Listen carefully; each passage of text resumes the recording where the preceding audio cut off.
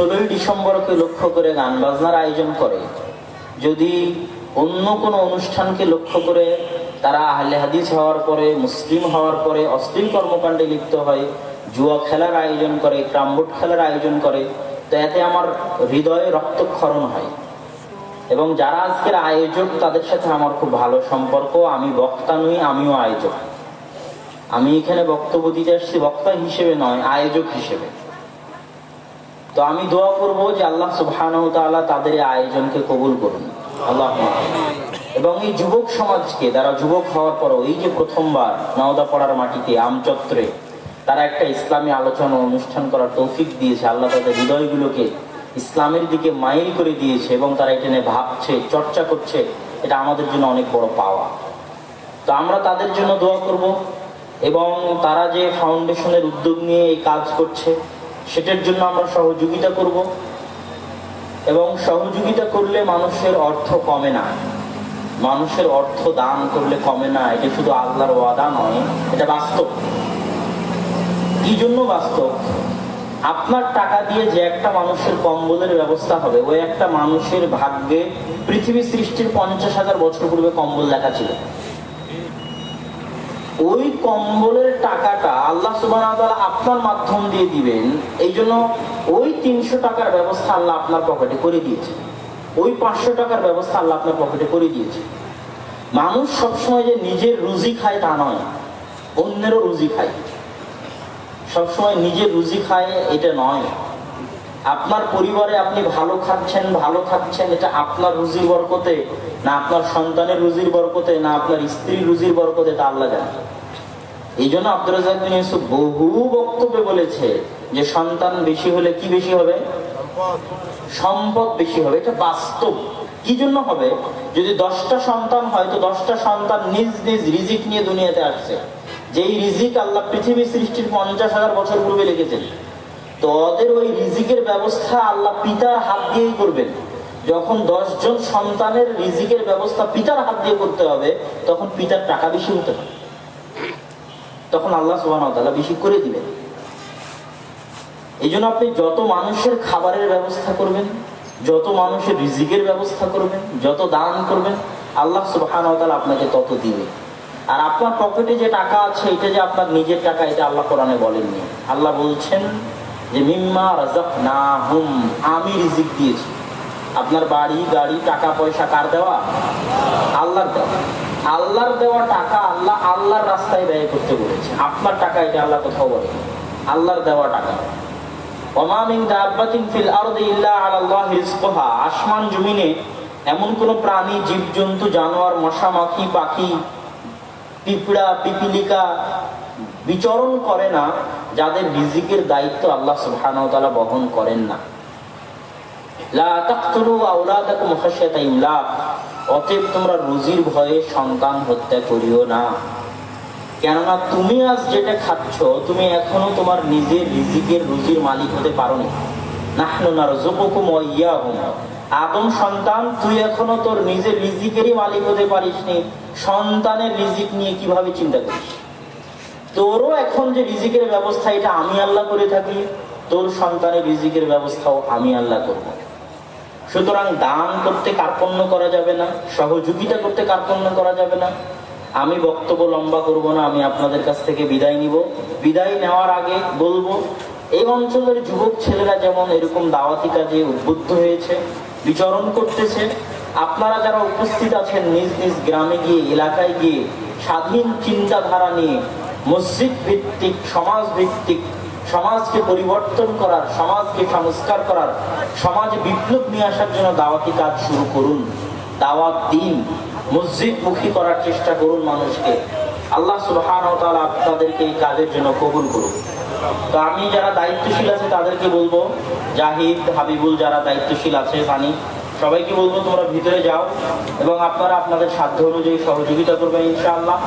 আর আমার পরেই শ্রদ্ধেয় আব্বু আপনাদের সামনে বক্তব্য দিবে, আপনারা অবশ্যই মনোযোগ দিয়ে বক্তব্য শুনবেন। আর আপনাদের মাঝে যাওয়া অবস্থায়, চলন্ত অবস্থায় দু একটা কথা, যেটা আজকে আমার বিষয় দেওয়া ছিল, সেটা হচ্ছে শয়তানের প্ররোচনা।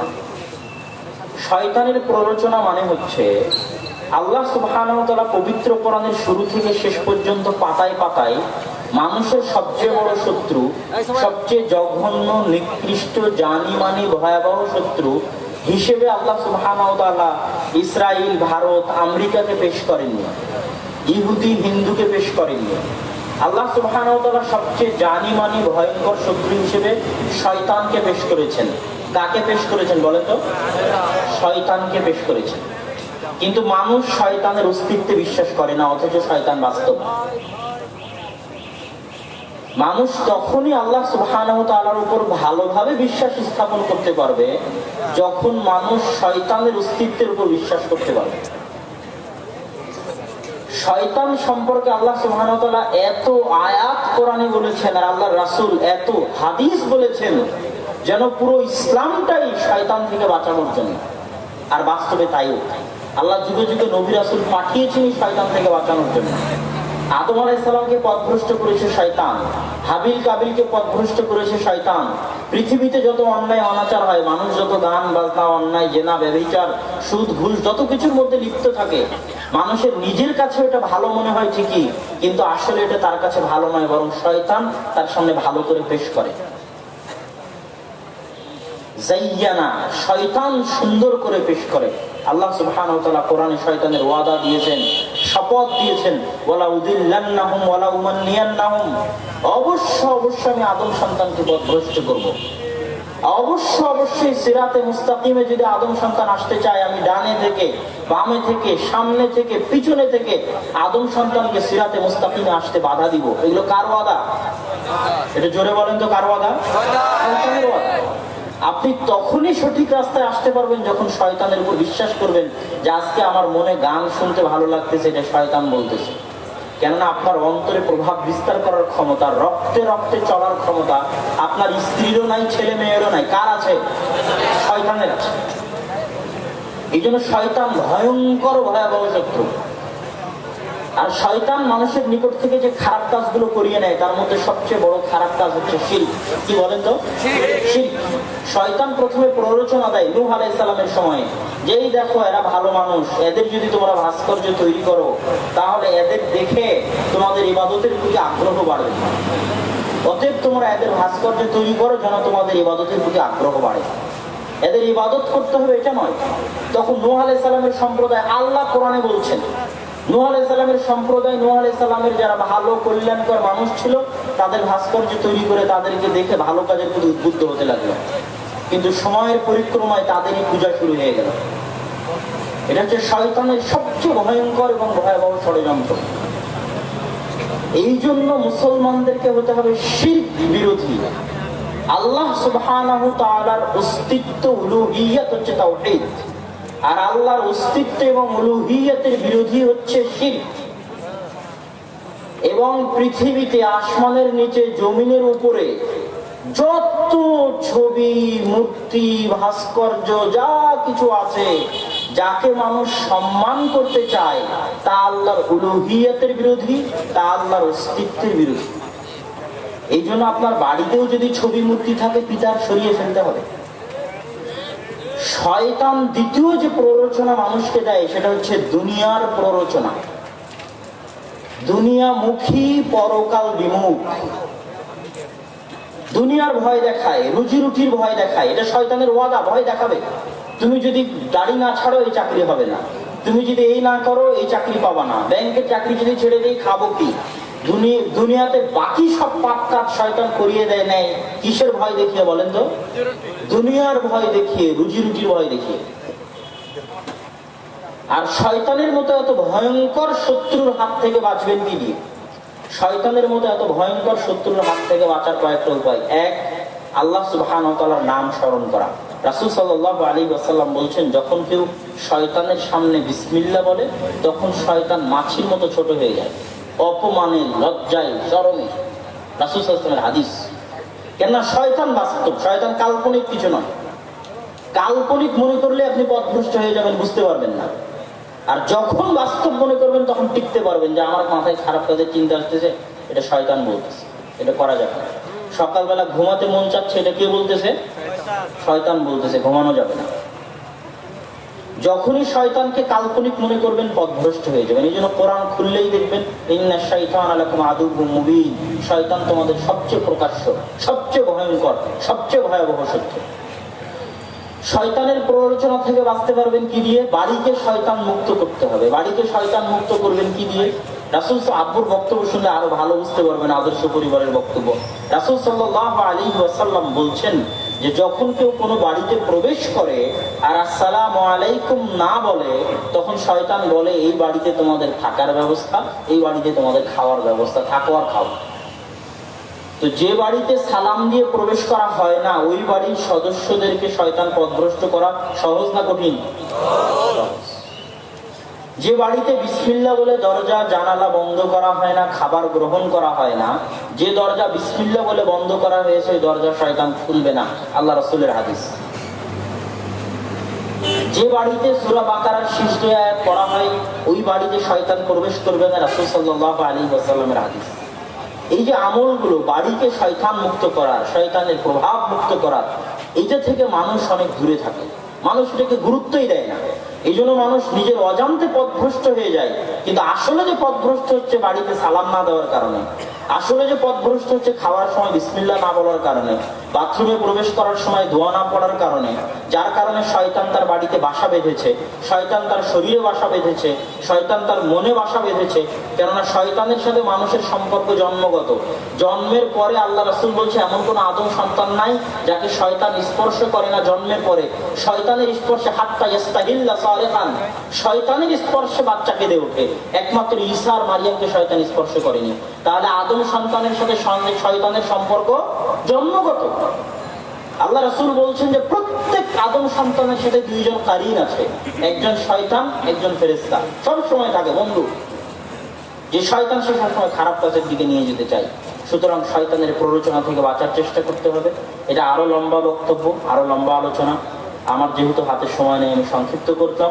আল্লাহ সুবহানাহু ওয়া তাআলা আমাদেরকে শয়তানের প্ররোচনা থেকে, শিরক থেকে, দুনিয়ার লোভ থেকে বেঁচে থাকার তৌফিক দান করুক। আল্লাহুম্মা আমিন। ওয়া আখিরু দাওয়ানা আনিল হামদুলিল্লাহি রাব্বিল আলামিন। আসসালামু আলাইকুম ওয়া রাহমাতুল্লাহি ওয়া বারাকাতুহু।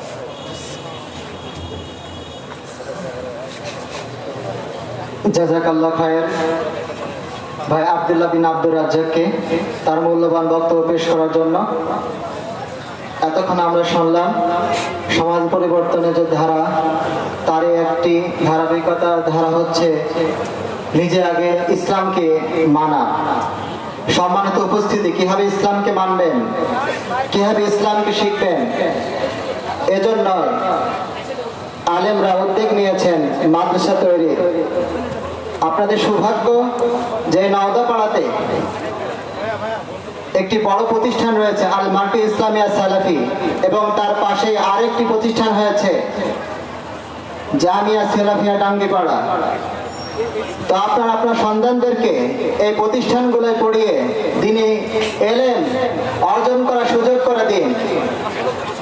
সম্মানিত উপস্থিতি, এ পর্যায়ে আপনাদের সামনে মূল্যবান বক্তব্য পেশ করবেন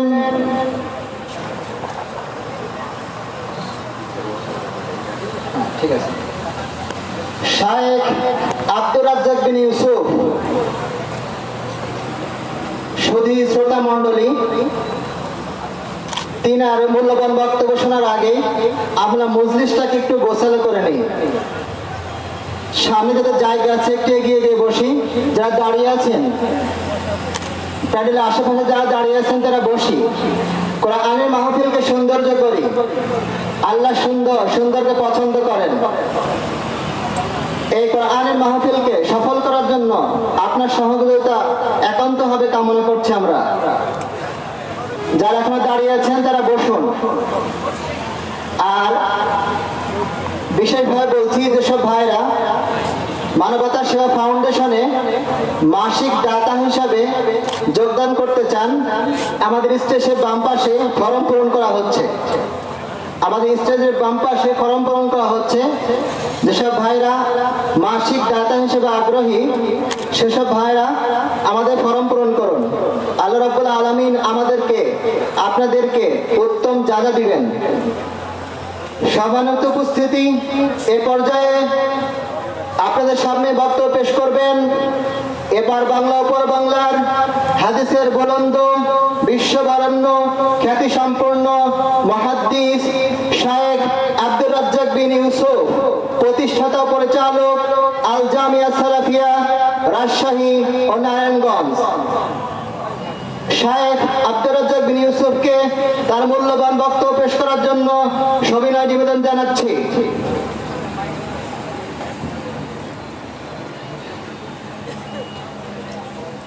আসসালামু আলাইকুম ওয়া রাহমাতুল্লাহ। আলহামদুলিল্লাহি ওয়াহদা والصلاة والسلام على من لا نبي بعده أما بعد فأعوذ بالله من الشيطان الرجيم حافظوا على الصلوات والصلاة الوسطى عن أنس رضي الله تعالى عنه قال قال رسول الله صلى الله عليه وسلم أول ما يحاسب به العبد يوم القيامة الصلاة فإن صلحت صلح له سائر عمله وإن فسدت فسد سائر عمله رواه أبو داود بسند صحيح عن أبي هريرة رضي الله تعالى عنه قال قال رسول الله صلى الله عليه وسلم الصلاة ثلاثة أثلاث الطهور ثلث والركوع ثلث والسجود ثلث فمن أداها بحقها قبلت منه صلاته وقبل سائر عمله وإن ردت عليه صلاته رد عليه سائر عمله রাহুল নাসাই বিসানাদিন সাহি। সম্মানিত উপস্থিতি, প্রশংসা আল্লাহর জন্য, শান্তি অবতীর্ণ হোক আল্লাহ রাসূলের উপর সাল্লাল্লাহু আলাইহি ওয়াসাল্লাম। আজকের এই দিনই বৈঠকে সংক্ষিপ্ত সময়ে বক্তব্যের বিষয় সালাত, নামাজ। ইবাদতের জগতে সবচেয়ে গুরুত্বপূর্ণ, সবচেয়ে ব্যতিক্রম, ভিন্ন ধরনের ইবাদত হল সালাত। সালাত এমন একটি ইবাদত যার উপরে নির্ভর করে অন্যান্য ইবাদত। যদি আপনার সালাত কবুল হয় তাহলে বাকি ইবাদত বিচারের মাঠে কবুল হবে, নেকি পাওয়া যাবে। আর যদি সালাত কবুল না হয় তাহলে বাকি ইবাদত বাতিল বলে গণ্য হবে। আমরা বিভিন্ন দিনে অবগত হয়েছি যে ইবাদতের জগতে সবচেয়ে দামি ইবাদত সিয়াম, রোজা। কেননা তার বিনিময় আল্লাহ নিজে হাতে দিবেন। দুনিয়াতে এমন কোন ইবাদত নেই যার বিনিময় আল্লাহ নিজে হাতে দিবেন সিয়াম, রোজা ছাড়া। হজ একটি দামি ইবাদত, এরপরেও আল্লাহ তার বিনিময় নিজে হাতে দিবেন না। রাসূল সাল্লাল্লাহু আলাইহি সাল্লাম বলেছেন, আল্লাহর ভয়ে এক ফোঁটা চোখের পানি সবচেয়ে প্রিয় পছন্দনীয় কাজ। রাসূল সাল্লাল্লাহু আলাইহি সাল্লাম বলেন, লা ইয়ালিজার রাজুলু আন্নারা বাকা মিন খাশিয়াতিল্লাহ হাত্তা ইয়ালিদাল লাবানু ফি দার'i। গাভী বাট ওলান থেকে দুধ বের করে ভিতরে ঢোকানো যায় না, যেমন আল্লাহর ভয়ে কাঁদে যে সে জাহান্নামে যাবে না, তেমন গাভীর বাট ওলান থেকে দুধ বের করে ভিতরে ঢোকানো যায় না, যেমন আল্লাহর ভয়ে কাঁদে যে সে জাহান্নামে যাবে না, তেমন অতীব গুরুত্বপূর্ণ ইবাদত আল্লাহর ভয়ে কেঁদে এক ফোঁটা চোখের পানি ঝরানো, এরপরেও নেকি আল্লাহ নিজে হাতে দিবেন না। নিজে হাতে দিবেন আল্লাহ নেকি। তার একটি ইবাদত পৃথিবীতে আছে, সে ইবাদতের নাম সিয়াম, রোজা থাকা। বৃহস্পতিবার সোমবার সিয়াম থাকুন। এই 2 দিনে সাপ্তাহিক রিপোর্ট আল্লাহর দরবারে পেশ করা হয়। আল্লাহর নবী বলেছেন, আমি ভালোবাসি, আমার মন চাই, আমাকে ভালো লাগে। এই ছেলে, তোমাদের প্রয়োজন যদি থাকে এখন মেটাতে হবে না, এখন কোনো প্রয়োজন মেটানোর কাজ গ্রহণ হবে না। অনেকদিন থেকে আপনাদের এখানে প্রচার হচ্ছে, অনেকেই বাড়িতে শুয়ে আছেন। কেন আছেন আমি জানি না। আপনি বাড়িতে থেকে কি দেখাতে চাচ্ছেন, কি বা করেন আপনি? আপনি স্ত্রী সপরিবারে সবাই জানছেন যে একটা দিনই বৈঠকের ব্যবস্থা করা হয়েছে। আল্লাহর কসম, আমি আমার বক্তৃতার জগতে অপ্রয়োজনীয় কথা বলি না, বলার চেষ্টা করি না। আমি আপনার জন্য এসেছি।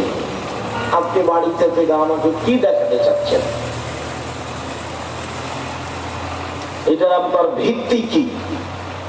বা এখানে এসে আপোষে গল্প করে আপনি আমাকে কি দেখাতে চাচ্ছেন? দয়া করে যে যেখানে আছেন দোকানপাট বন্ধ করে, চলাচল বন্ধ করে, লেনদেন ক্রয় বিক্রয় বন্ধ করে কিছুক্ষণ অপেক্ষা করুন। আপনার আমি কিছু না কিছু উপকার করবই করবো ইনশাল্লাহ। আপনার সাথে আমি ওয়াদাবদ্ধ, ইনশাল্লাহ আপনার আমি কিছু উপকার করবই করবো ইনশাল্লাহ।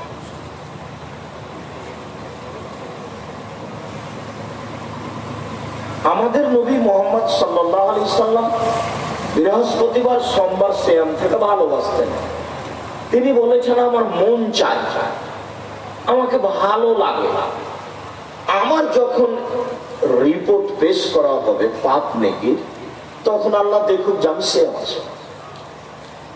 আমার রিপোর্টের সময় দেখুন। তো যেহেতু বৃহস্পতিবার সোমবার রিপোর্ট পেশ করা হয়, সেই জন্য আমি বৃহস্পতিবার সোমবার সিয়াম। আর বাৎসরিক রিপোর্ট পেশ করা হয় শাবান মাসে।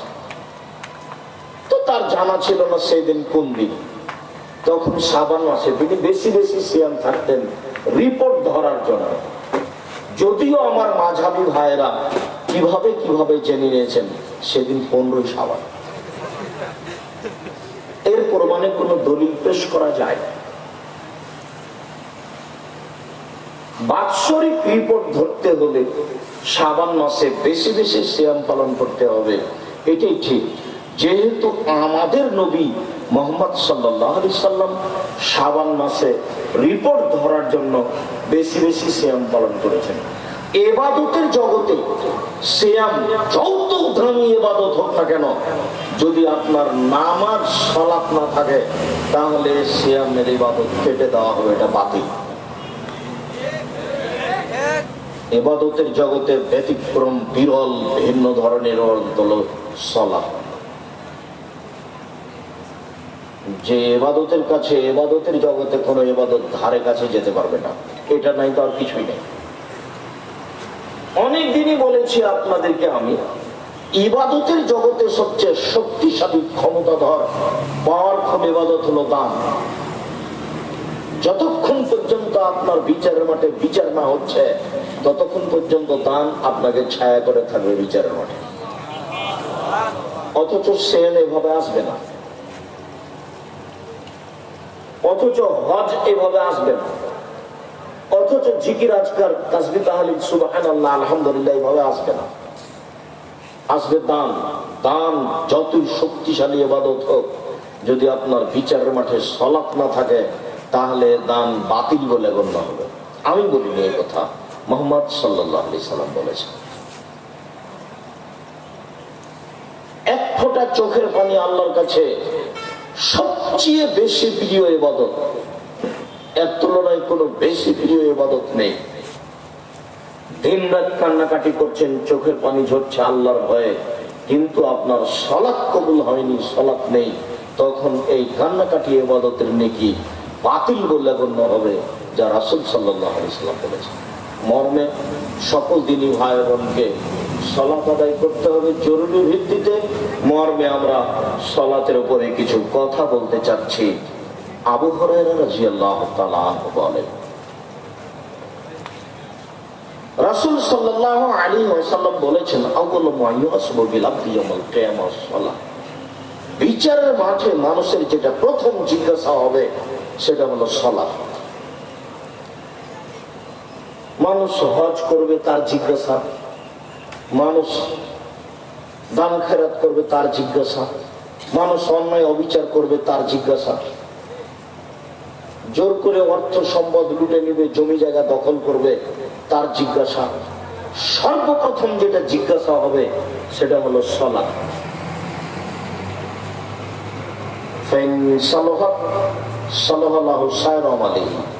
যদি তার সালাত টিকে যায়, সব ইবাদত টিকে যাবে, পেয়ে যাবে। ফাসাদাত, সালাত যদি বাতিল হয়, ফাসাদাত সায়রু আমালিহি, তাহলে তার সব আমল বাতিল হবে, কোনো আমল সে দেখতে পাবে না, তার খাতায় থাকবে না।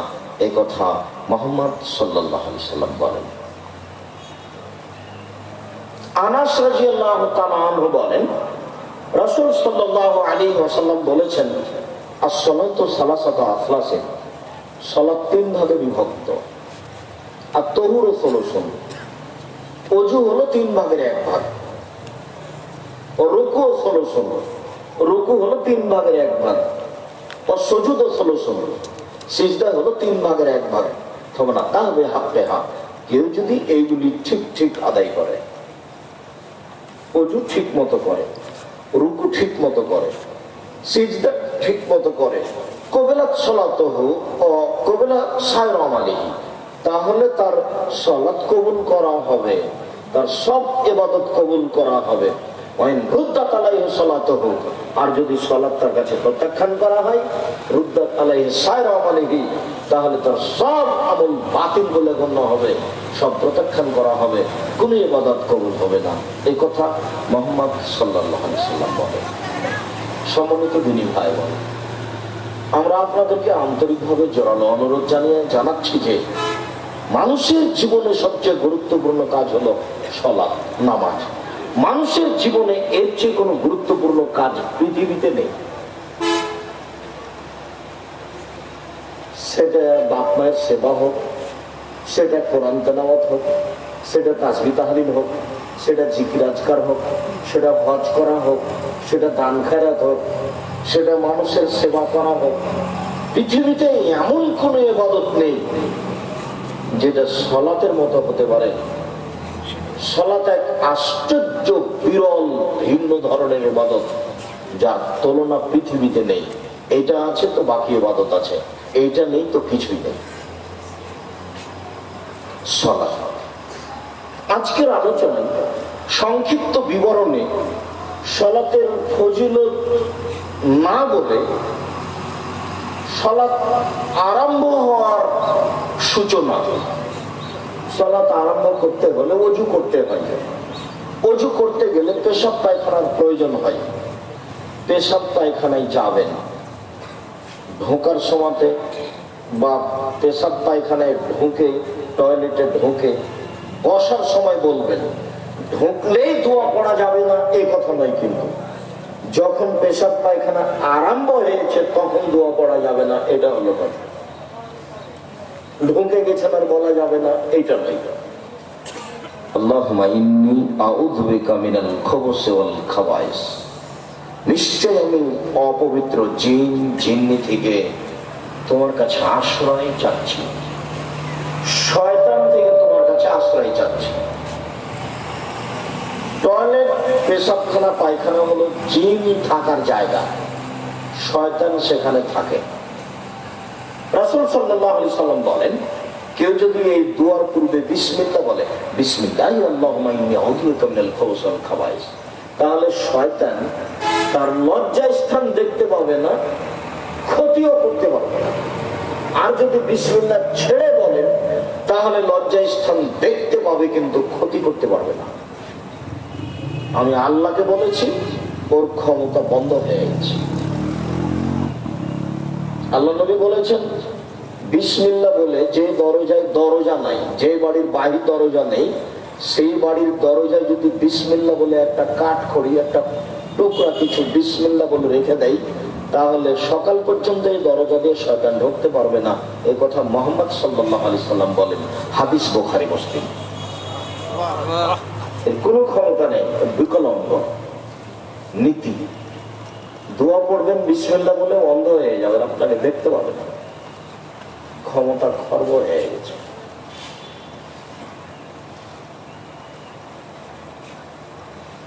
পেশাব পায়খানা থেকে বের হয়ে আসছেন, পবিত্রতার বিবরণ আমরা লকডাউনকে লক্ষ্য করে দীর্ঘদিন ধরে পবিত্রতার বিবরণ দিয়েছি। আসলে করোনা ভাইরাস যদি জীবাণু হয়, তাহলে মাস্ক পরে এটা ঠেকানো যাবে কিনা? ধর্মের ইসলামের পবিত্রতা এক অবাক পবিত্রতা, আশ্চর্য। ঘুম থেকে উঠে আপনি হাতটা পানিতে ডুবাতে পাবেন না, ঘুম থেকে হাতটা আগে ভালো করে পরিষ্কার করে ধুইতে হবে, কবজি পর্যন্ত। কি হয়েছে যে আমি আগে ধুইব, ব্যাপারটা কি? এরপরে আপনি অজু শুরু করলেন, অজু শুরু করলেন, তখন আপনি কবজি পর্যন্ত 3 বার ধুইবেন। তার মানে কবজি পর্যন্ত 3 বার ধৌত না করলে এই হাতটা মুখে পানি দেওয়ার উপযুক্ত হয়নি। একটু পরে তো কোণে পর্যন্ত ধোবই, তখন ধুইলে হাত ধোয়া পড়বে না, কবজি ধোয়া পড়বে না। যখন আমি কোণে পর্যন্ত হাত ধৌত করব, তখন কবজি পর্যন্ত ধোয়া পড়বে কিনা? তা আগেই কবজি পর্যন্ত ধুইলাম কেন? তাহলে ধর্মের কোনো বেকার কাজ করা হয় নাকি? তার মানে কবজি পর্যন্ত ধুইলে এই হাত দিয়ে এখন পানি মুখে দেওয়া যাবে, হাত এখন উপযুক্ত হয়েছে।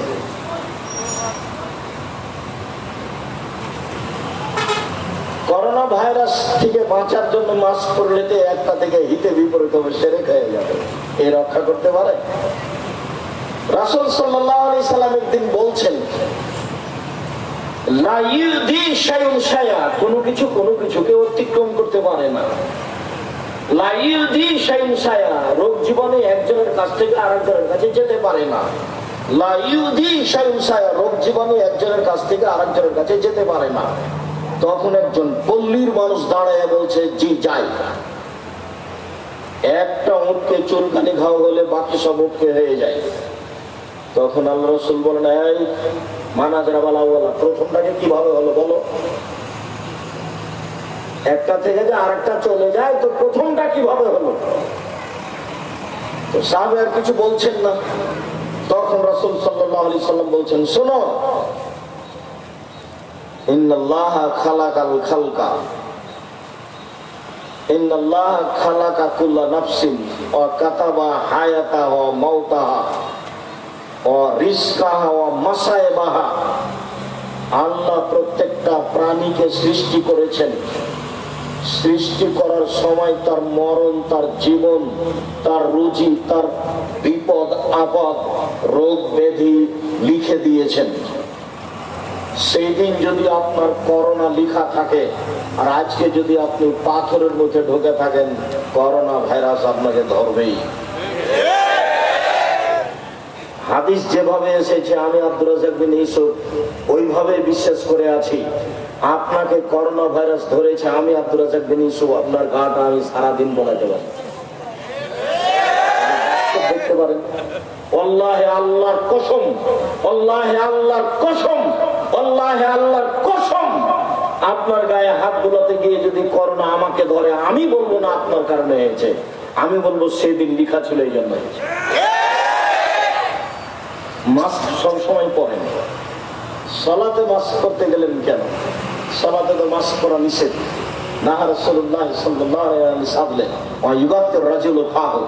রাসূল সাল্লাল্লাহু আলাইহি সাল্লাম টাকনোর নিচে কাপড় ঝুলিয়ে পড়তে নিষেধ করেছেন এবং সালাতের মধ্যে মুখ ঢাকতে নিষেধ করেছেন।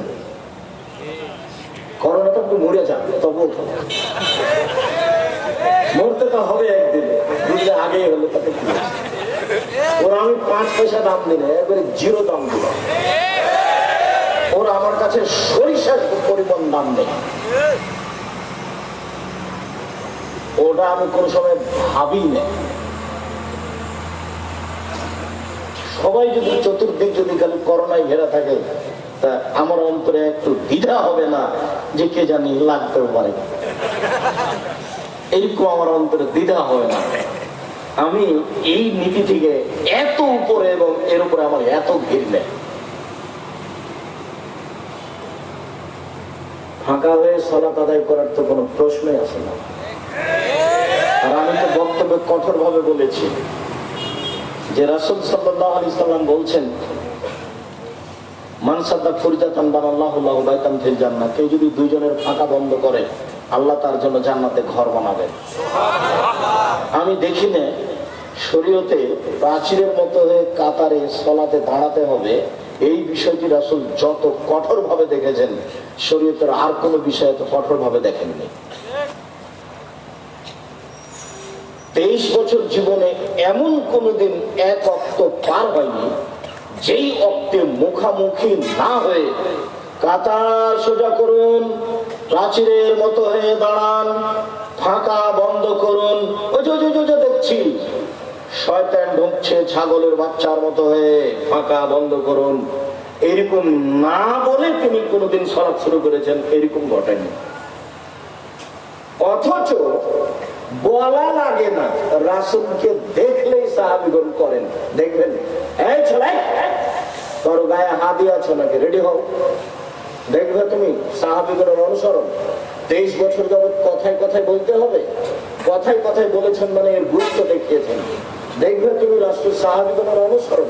এদিকে দেখো, আল্লাহর নবী জুতা পায়ে দিয়ে সালাত আরম্ভ করেছে। তখন জুতাতে ময়লা ছিল, জিবরাইল এসে বলছেন জুতা খুলেন। আল্লাহ রাসূল সালাতের মধ্যে জুতা খুলে দিয়েছে, সাহাবীগণ খুলে দিয়েছে। এখন সালাতের পরে আল্লাহ রাসূল দেখছেন সবাই জুতা খুলে দিয়েছে। আল্লাহ রাসূল বলছেন, কি ব্যাপার তোমরা জুতা খুলেছো কেন? তো সাহাবীগণ বলছেন, আপনাকে দেখলাম এই জন্য। আরে আরে আমার ব্যাপারটা হলো, জিবরাইল আমাকে এসে বললেন যে আপনার জুতাতে ময়লা, সেই জন্য আমি খুলে দিয়েছি। তো তোমাদের জুতাতে ময়লা এটা কে বলল? বলেন তো আমি এ বলে কি দেখাতে চেয়েছি আপনাদেরকে? আনুগত্য, অনুসরণ। অনুসরণ বলা লাগেনি। তার মানে 23 বছর জীবনে কোনো একদিন কোনো এক অক্ত না বলে তিনি সালাত শুরু করেননি। তার মানে এটা কত গুরুত্ব। এটা মরে যাওয়া ভালো, ফাঁকা করা তো বহু দূরের কথা। অসম্ভব হতে পারে না। মুহাম্মদ সাল্লাল্লাহু আলাইহি সাল্লামকে আবার পৃথিবীতে আসতে হবে এবং ঘোষণা দিতে হবে, আমি মুহাম্মদ সাল্লাল্লাহু আলাইহি সাল্লাম পৃথিবী জাতির সামনে ঘোষণা দিয়ে যাচ্ছি যে মানুষ 3 ফুট দৌড়ে দৌড়ে দাঁড়াতে পারে সালাতে। যেহেতু কিয়ামত পর্যন্ত আর কোনোদিন আসবেন না, কাজে এই সিদ্ধান্ত আর কোনোদিন পরিবর্তন হবে না। এবং কাবা ঘর কেন, সারা পৃথিবীর মানুষ যদি ফাঁকা হয়ে মরা পর্যন্ত দাঁড়ায় কিয়ামত পর্যন্ত, তবে এর বৈধতা আসবে না। বৈধতা নিয়ে আসতে হলে আবার কাকে আসতে হবে দুনিয়ায়? মুহাম্মদ সাল্লাল্লাহু আলাইহি সাল্লাম। যেহেতু তিনি কিয়ামত পর্যন্ত আর কোনোদিন আসবেন না, কাজের বৈধতা কোনোদিন আর হবে না। সমস্যা কিসের সমস্যা? আল্লাহ নবী বলছেন যে সকালে মুমিন বিকালে কাফের হবে। সেইটা হয়েছে এখন। ইংরেজদের যুগে হাজারো আলেম ওলামা দেশবাসী ধ্বংস হয়ে গেল, তারা শরীয়ত পরিবর্তন করলো না, বুকে হাত বাঁধবে, বলছে ফাঁসি হবে, বুকে হাত বাঁধবো, জোরে আমিন বলবো, ফাঁসি হবে। এটাই শরীয়ত মনে করে এইভাবে থেকে গেছে, দুনিয়া থেকে চলে গেছে, ফাঁসি হয়ে গেছে, পিছনে হটেনি। কে কি বললো, সুন্দর করে শরীয়ত উপেক্ষা করে সালাত আদায় করছে। বলছিলাম আপনি শরীয়তের পবিত্রতা দেখলে অবাক হয়ে যাবেন। আমি সেই কথা আজকে বিস্তারিত আলোচনা করছি না, আপনারা এমনিতে দেখতে পারেন অনলাইন আল ইতেশাম টিভি। একবারে করোনা বা লকডাউন থেকে শুরু করে দীর্ঘদিন যাবত এই বিষয়ে আমাদের আলোচনা চলেছে। এখন তারই জের ধরে সালাতের উপরে আলোচনা চলছে। আপনারা জুমার দিনে উপস্থিত হবেন জামিয়া সালাট ডাঙ্গিপাড়া বাইতুল হাম জামে মসজিদে। আপনাদের সামনে বিষয়ে বিস্তারিত বিবরণ নীতিগতভাবে দেওয়া হবে, হবে ইনশাআল্লাহ। বলছিলাম অজু। রাসূল সাল্লাল্লাহু আলাইহি সাল্লাম বলেন, আলা আদুল্লুকুম মাইমুল্লাহু বিল খাতায়া ওয়া ইয়ারকুবু দারাজাত।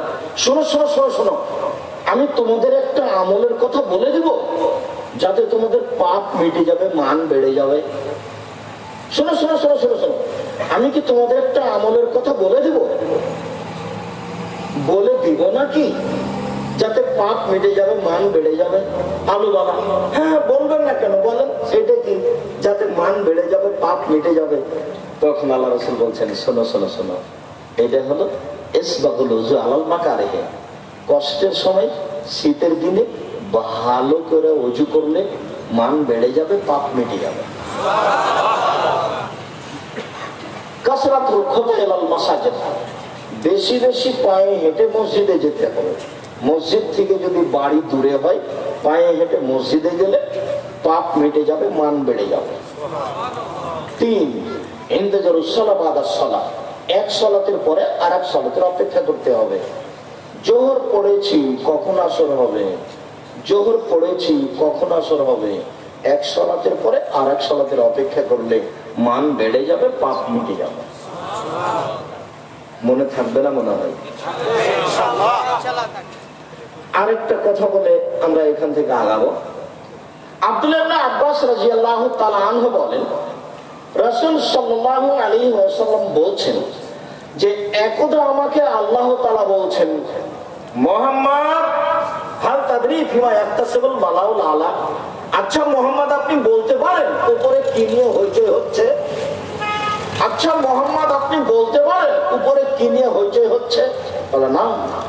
জি হ্যাঁ, আমি বলতে পারি। আল্লাহ, আমি বলতে পারি উপরে কি নিয়ে হইচই হচ্ছে। আল কাফারাত, মানুষের পাপ মিটে যাবে কি করলে এই নিয়ে হইচই হচ্ছে। ফেরেশতাগণ বলছেন যে এই করলে পাপ মিটে যাবে। ফেরেশতাগণ বলা বলি করছেন যে এই করলে পাপ মিটে যাবে। এই নিয়ে ফেরেশতাগণ বলা বলি করছেন। আল কাফারাত, পাপ মিটে যাবে এই কাজ করলে। এক, আল মাকসু ফিল মাসাজিদ বাদা সালাওয়াত, সালাতের পরে মসজিদে বসে বসে তাসবিহ তাহলিল জিকির আজকার করলে পাপ মিটে যাবে, মান বেড়ে যাবে। সালাতের পরে মসজিদে বসে বসে জিকির আজকার করলে পাপ মিটে যাবে, এই নিয়ে হইচই হচ্ছে। আপনার স্বভাবের কথাটা বলি। আপনার স্বভাব হলো যে একদিন একেবারে কোন রকম করে জুমার দিনে যান, আর যেমন সালাম তেমনি দাঁড়িয়ে গেছে। নীতি পরিবর্তন করেন, কাউকে বলা লাগবে না। নীতি পরিবর্তন করেন, জজ কোর্টও নয়, হাইকোর্টও নেই। অর্থ সম্পদকে লুটে নিচ্ছে না, জুতা নিয়ে কেউ পালিয়েছেন, যাই যাও কি আছে। আপনি সালাম ফিরার সাথে সাথে দাঁড়িয়ে গেলেন কেন? এক, সালাতের পরে মসজিদে বসে জিকির করলে পাপ মিটে যাবে। 2, জামাত, পায়ে হেঁটে মসজিদে গেলে পাপ মিটে যাবে।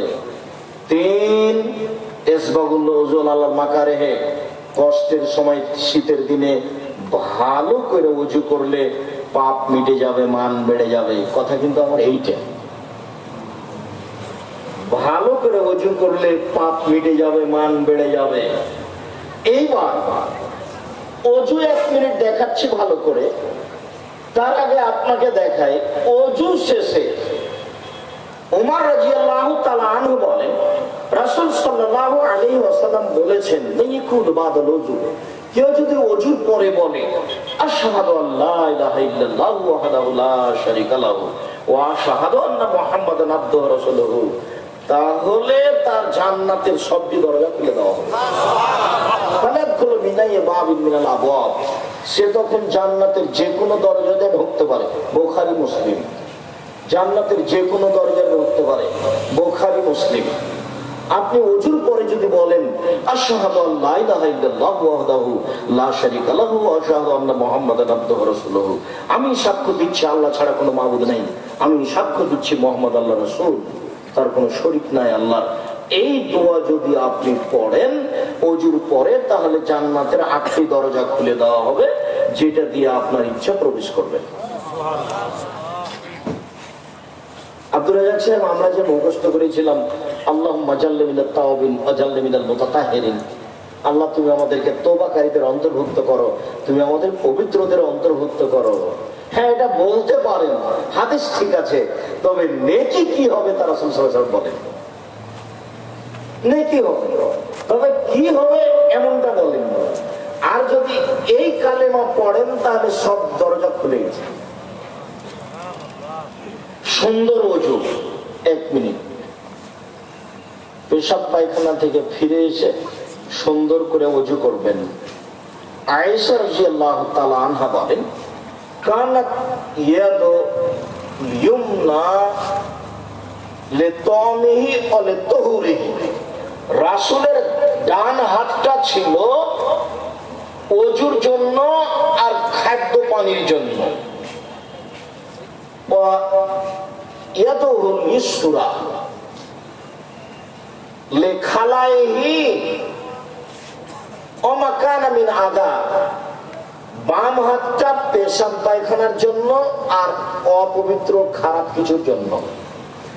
ভুলেও কোনোদিন বাম হাতে চা পান করবেন না। আর কেউ যদি বাম হাতে চা পান করে তাহলে তাকে ঠেকাবেন, ছি ছি ছি ছি ছি ছি ছি ছি, নাউযুবিল্লাহ। শয়তান খায় বাম হাতে। কে খায়? শয়তান খায়।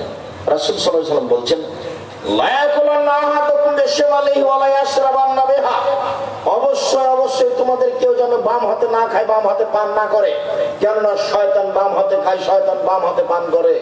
বলেও কোনো সময় বাম হাতে কোনো কিছু খাবেন না। সিগারেটটা ধরে আছে বাম হাতে, সিগারেট এমনিতেই হারাম, এটা আরো হারাম। বাম হাতে গিলাস ধরবেন না। বক্তব্য শুনে মুনাফিকি করার চেষ্টা করিয়েন না। আমি ব্যক্তিগত কোনো কথা বলিনি,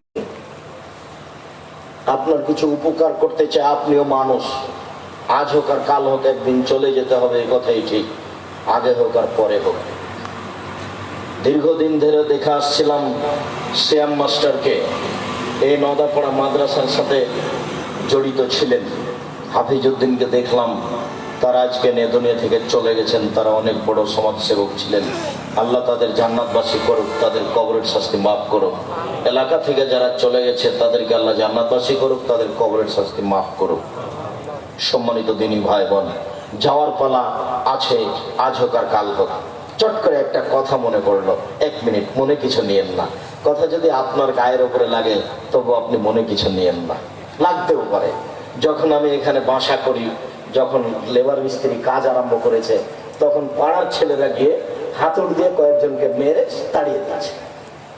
কি না, তো 50,000, 2 লক্ষ টাকা লাগবে। তো শাহাদাতুল সাহর কাছে বিচার দেওয়া হলো। তো উনি বললেন ঠিক আছে, বিচার করে দেবো।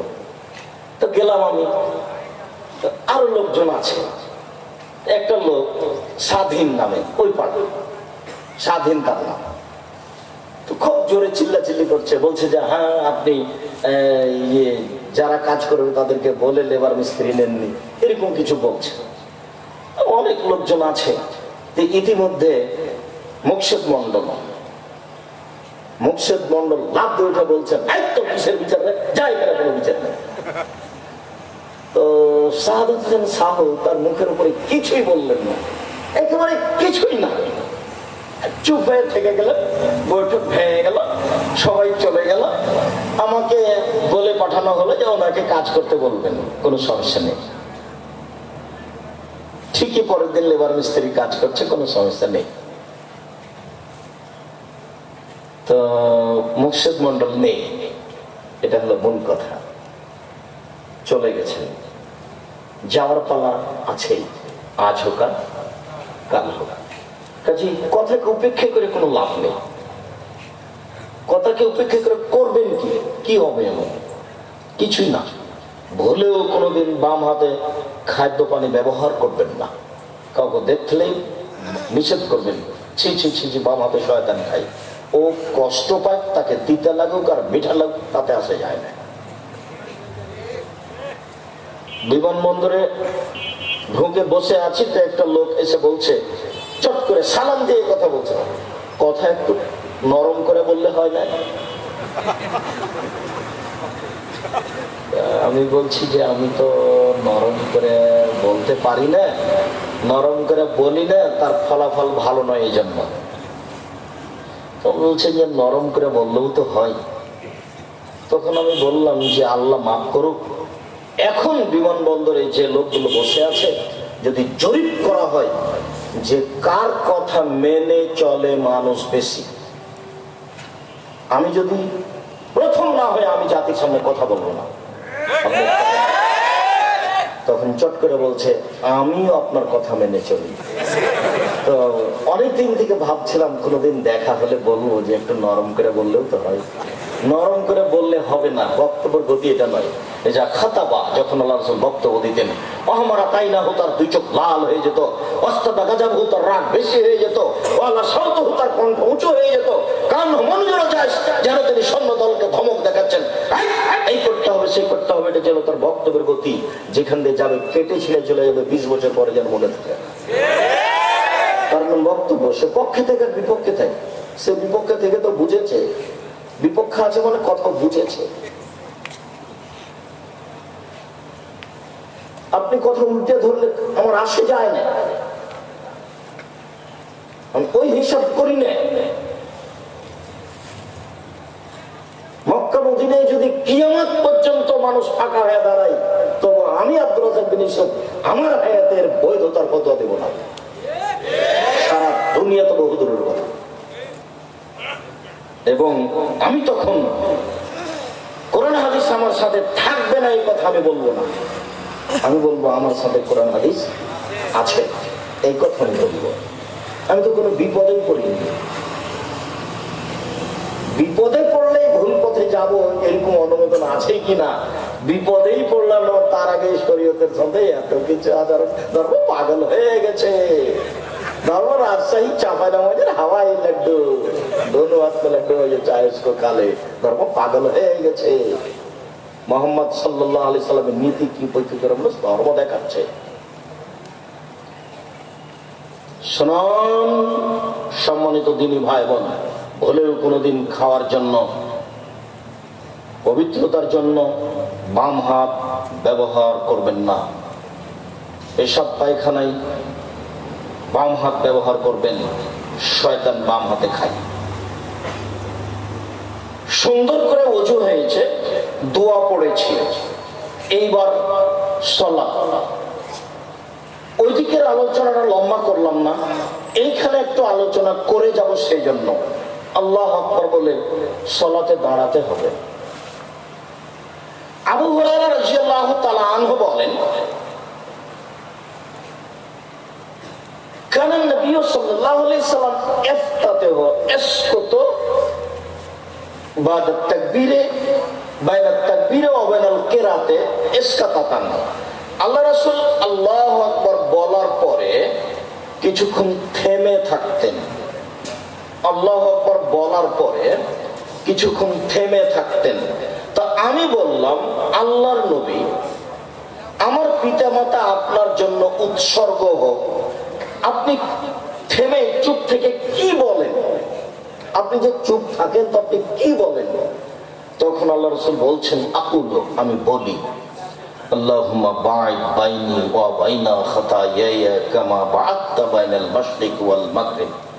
হে আল্লাহ, তুমি আমাকে আর আমার পাপকে অত দূরত্বে করে দাও।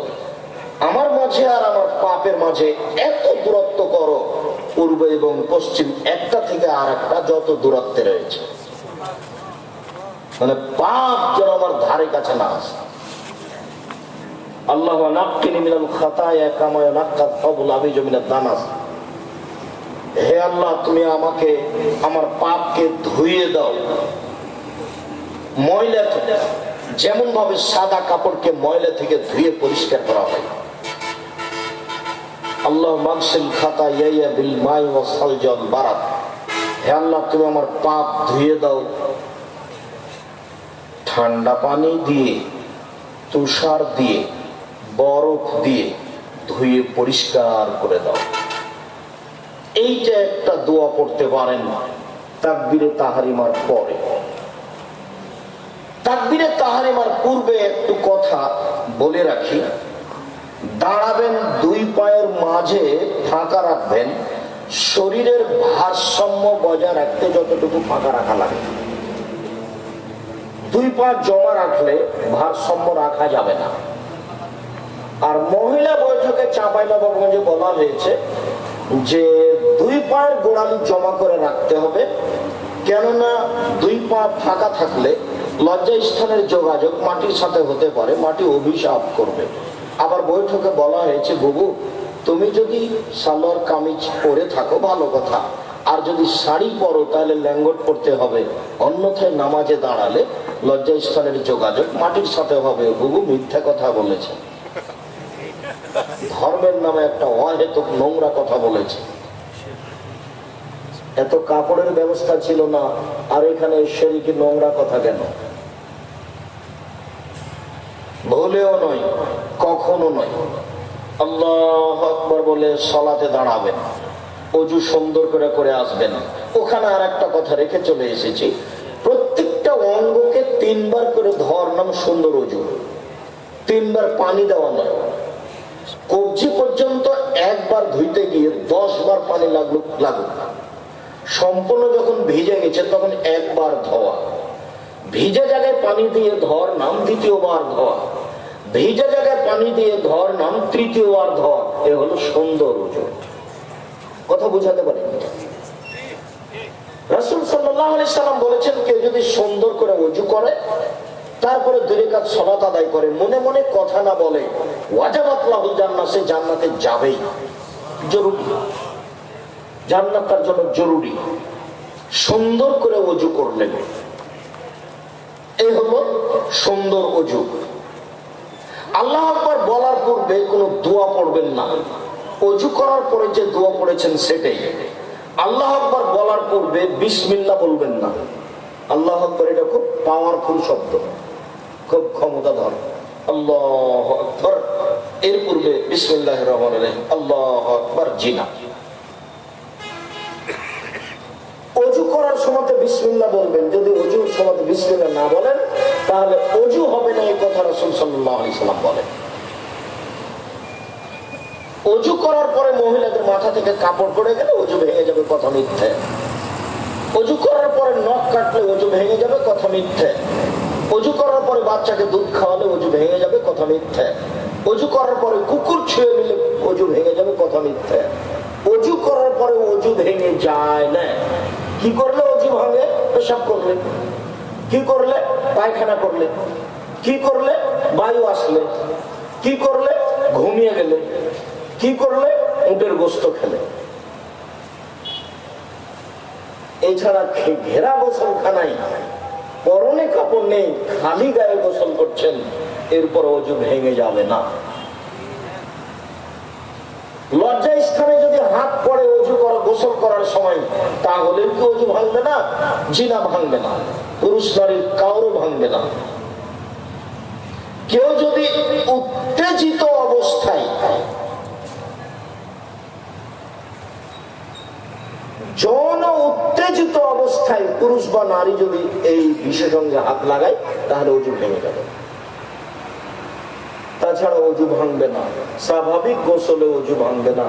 একাধিক সহিহ হাদিস আমরা সময়ে পেশ করেছি। ওযুর ব্যাপারে গুরুত্বপূর্ণ কথা থেকে গেল। আল্লাহু আকবার বলে সালাত আরম্ভ করবেন, তবে হাত উঠাবেন কাঁধ পর্যন্ত। কিছু হাদিসে এসেছে কাঁধ সামনাসামনি, কিছু হাদিসে এসেছে কানের লতি সামনাসামনি, কিছু হাদিসে এসেছে কান সামনাসামনি। তাহলে কান সামনাসামনি, কানের লতি সামনাসামনি, কাঁধ সামনাসামনি। সবচেয়ে উপরে গেল কান, তারপরে কানের লতি একটু নেমে আসলো, তারপরে কাঁধ সামনাসামনি আর একটু নামলো। আল্লাহু আকবার বলে এরকম করবেন না। আল্লাহু আকবার, আল্লাহু আকবার, এরকম করবেন না। বুঝাতে পারিনি? এই মাপে সুন্দর করে হাত উঠাবেন। আল্লাহু আকবার। তারপরে বুখারী মুসলিমের হাদিস, কারণ নাস ইমারুনা আইয়াজার রাজুলু এদাহুল ইমনা আলা জিরাহিল ইসরা। বলা হতো যে রাসূলের যুগে বলা হতো যে মানুষ ডান হাত বাম হাতের বাহুর উপরে রাখবে, ডান হাত বাম হাতের বাহুর উপরে রাখবে। এবার ধরেন নাভির নিচে যেতে পারবে না। 3টি সহিহ হাদিস বুকের উপরে রাখা, কবজির উপরে কবজি। 4টি জয়ীফ হাদিস নাভির নিচে রাখা। নাভির নিচে রাখার কোন হাদিস গ্রহণীয় নেই। বুকের উপরে রাখবেন, হাদিস সহিহ। তারপরে এই সানা পড়বেন, তারপরে আপনি বলবেন আউযু বিল্লাহি মিনাশ শাইতানির রাজিম, মারদুদ বিতাড়িত শয়তান থেকে পরিত্রাণ চাচ্ছি, বিসমিল্লাহির রহমানির রহিম, পরম দয়াতা দয়ালুর নামে আরম্ভ করছি। আউযু বিল্লাহ বিসমিল্লাহর এখানে জরুরি কথা যে যদি কোরআন মাজিদের আয়াত আরম্ভ করেন তাহলে আউযু বিল্লাহ, আর যদি আয়াত বলতে কোরআন মাজিদের প্রথমে হয়, শুরুতে হয়, তাহলে আগে আউযু বিল্লাহ তারপর বিসমিল্লাহ। আবার ভালো করে মনে করবেন, প্রথমে শুরু করলেন আউযু বিল্লাহ বিসমিল্লাহ বলে সূরা ফাতিহা, তো এখন আউযু বিল্লাহ বিসমিল্লাহ দুটাই বলতে হবে। এখন আরেকটা সূরা শুরু করলেন সূরা ইখলাস, এখন বিসমিল্লাহ বলতে হবে। কিন্তু আরেকটা সূরার প্রথম থেকে শুরু না করে মধ্যে থেকে শুরু করলেন, তখন কি বিসমিল্লাহ বলবেন? জি না। সূরার মধ্যে শুরু করলে বিসমিল্লাহ বলা হবে না। মধ্যে শুরু করলে বাস সূরা ফাতিহা শেষ হয়ে গেল, ওখানে চলে যাবে। আলহামদুলিল্লাহি রাব্বিল আলামিন, বিশ্ব জগতের প্রতিপালকের প্রশংসা। আর রহমানুর রহিম, তিনি হচ্ছেন পরম দাতা দয়ালু। মালিক ইয়াউমিদ্দিন, তিনি হচ্ছেন বিচার দিনের মালিক। ইয়াকা না'বুদু, একমাত্র তোমার ইবাদত করি। ওয়া ইয়াকা নাস্তাঈন, একমাত্র তোমার নিকটে সাহায্য চাই। ইহদিনাস সিরাতাল মুস্তাকিম, তুমি আমাকে সোজা সঠিক পথ দেখাও। সিরাতাল লাযীনা আন'আমতা আলাইহিম, ওই পথ দেখাবে যে পথের উপরে তুমি দয়া করেছো। ওদের পথ তুমি দেখাও যাদের প্রতি অনুগ্রহ করেছো। গায়রিল মাগদুবি আলাইহিম ওয়ালাদ-দাল্লিন, ওদের পথ দেখায়ও না যারা ভ্রান্ত। যাদের প্রতি তুমি অভিশাপ করেছো ওদের পথ তুমি দেখায়ও না। আমিন। এই দীর্ঘ সময় ধরে তোমার দরবারে যে প্রার্থনা করলাম, এই প্রার্থনা তুমি কবুল করো। সম্মানিত দিনী ভাই বোন, আপনাদের সাথে এখানে এই সূরা ফাতিহার সূচনাতে আরেকটি কথা থেকে যাচ্ছে যে আপনাদের সামনে আমি একটা সানা পড়ে দেখালাম, একটা, আল্লাহুম্মা বা'id বাইনি ওয়া বাইনা খাতায়া। তবে আয়েশা রাদিয়াল্লাহু তাআলা আনহা থেকে আরেকটা সানা আছে হাদিস সহিহ, সেটা হলো এই সুবহানাকা আল্লাহুম্মা ওয়া বিহামদিকা ওয়া তাবারাকা ইসমুকা ওয়া তাআলা জাদ্দুকা ওয়া লা ইলাহা গায়রুকা। সুবহানাকা আল্লাহুম্মা রাব্বানা ওয়া বিহামদিকা, হে আল্লাহ তোমার প্রশংসা সহকারে তোমার পবিত্রতা বর্ণনা করছি।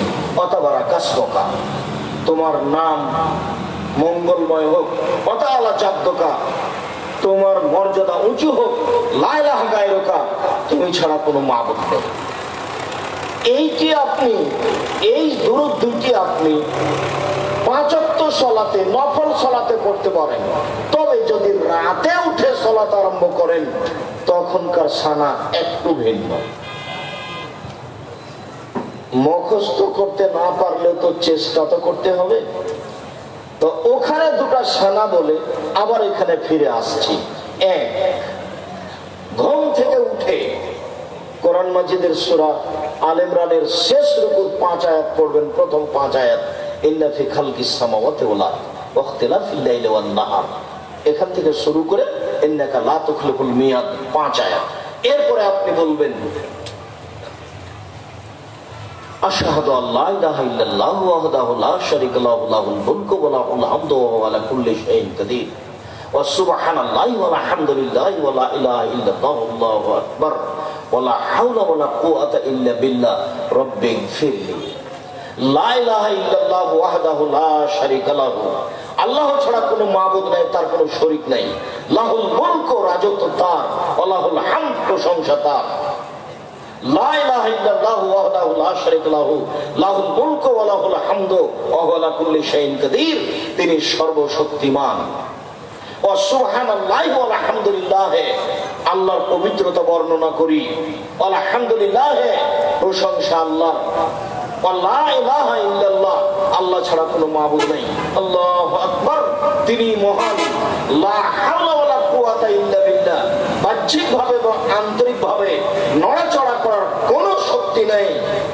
এইটুকু যদি আপনি বলেন, তারপরে রাসূল সাল্লাল্লাহু আলাইহি ওয়াসাল্লাম বলছেন এটা তা উস্তুজিবা, এখন যা বলবে সেটাই কবুল করা হবে, যা বলবে সেটাই কবুল করা হবে।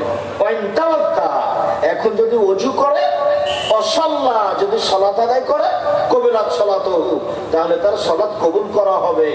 তাহলে ঘুম থেকে উঠে যদি এই দোয়া পড়েন, লা ইলাহা ইল্লাল্লাহু ওয়াহদাহু লা শারীকা লাহু, লাহুল মুলকু ওয়া লাহুল হামদু ওয়া হুয়া আলা কুল্লি শাইইন কাদির, ওয়া সুবহানাল্লাহি ওয়া আলহামদুলিল্লাহি ওয়া লা ইলাহা ইল্লাল্লাহু, আল্লাহু আকবার, ওয়া লা হাওলা ওয়া লা কুওয়াতা ইল্লা বিল্লাহ। আরেকটু কথা এখানে থেকে যাচ্ছে যে এই দোয়া পড়ে যা বলবেন সেটাই কবুল হবে। তার আরেকটু শর্ত হচ্ছে ওযু করে শুইতে হবে। বুঝাতে পারেনি কথা? ওযু করে শুইতে হবে। শোয়ার ব্যাপারে কেবলার দিকে পা করা যাবে না, এটা কিন্তু বিধান নাই, বরং কেবলার দিকে পা করেছে, এটাই ভালো। কেন কেন মানুষ মনে করলো যে কেবলার দিকে পা করা যাবে না, অথচ শোয়ার ব্যাপারে বিধান হলো ডান কাত বাম কাত, শুইবে ডান কাতে, এটা বিধান। কেবলা হলো পেশাব পায়খানার ব্যাপারে, পেশাব পায়খানা করতে পারবে না কেবলার দিকে মুখ করে, কিন্তু কেবলার দিকে পা করে শোয়া যাবে না, এই কথা মিথ্যে। অতএব এটা উল্টা ভাবে ধরতে হবে, কেবলার দিকে পা করে শোন, তাহলে বাড়ির সবাই জেনে নেই যে না, কেবলার দিকে পা করাতে কোনো সমস্যা নেই। ডান কাতে শুইবেন, গালের নিচে এইভাবে হাতটা রেখে, আল্লাহুম্মা ইসমে কামত ওয়াহিয়া, ঠিক আছে। এছাড়া আপনি এই দোয়া পড়তে পারেন, আল্লাহুম্মা আসলামতু নাফসি ইলাইকা ওয়াজ্জাহাতু ওয়াজহি ইলাইকা ওয়া ফাওয়াজতু আমরি ইলাইকা ওয়ালজাতু জাহরি ইলাইকা রাব্বাতা রাহমাতান ইলাইকা লা মালজা ওয়া লা মানজা মিনকা ইল্লা ইলাইকা আমানতু বিকিতাবিকা আল্লাযী আনসালতা ওয়া নাবিয়্যিকা আল্লাযী আরসালতা। বুখারী, মুসলিম। রাসূল সাল্লাল্লাহু আলাইহি ওয়াসাল্লাম এই দোয়া পড়ে নিয়মিত ঘুমাতেন। ওযু করে এই দোয়া পড়ে ঘুমিয়ে যাবেন, তারপরে উঠে এই দোয়া পড়বেন। এখন যা প্রয়োজন সেটা বলতে পারেন। এখন যে নদাপাড়ায় একটা জমির ব্যবস্থা করে দাও, বলতে পারেন যে একটা ভ্যানের ব্যবস্থা করে দাও, বলতে পারেন যে আমার ব্যবসায় এখন বরকত দাও। এছাড়া আপনি বলতে পারেন ঘুম থেকে উঠে, আল্লাহুম্মা লাকাল হামদু, হে আল্লাহ তোমার প্রশংসা, আনতা কাইয়ুমুস সামাওয়াতি ওয়াল আরদি ওয়া মান ফিহিন্না, তুমি আকাশ জমিন এবং এর মধ্যে যা কিছু আছে সবকিছুর প্রতিষ্ঠাতা। ওয়ালাকাল হামদু, আনতা নূরুস সামাওয়াতি ওয়াল আরদি, প্রশংসা তোমার, তুমি আকাশ জমিন এবং এর মধ্যে যা কিছু আছে তার আলো।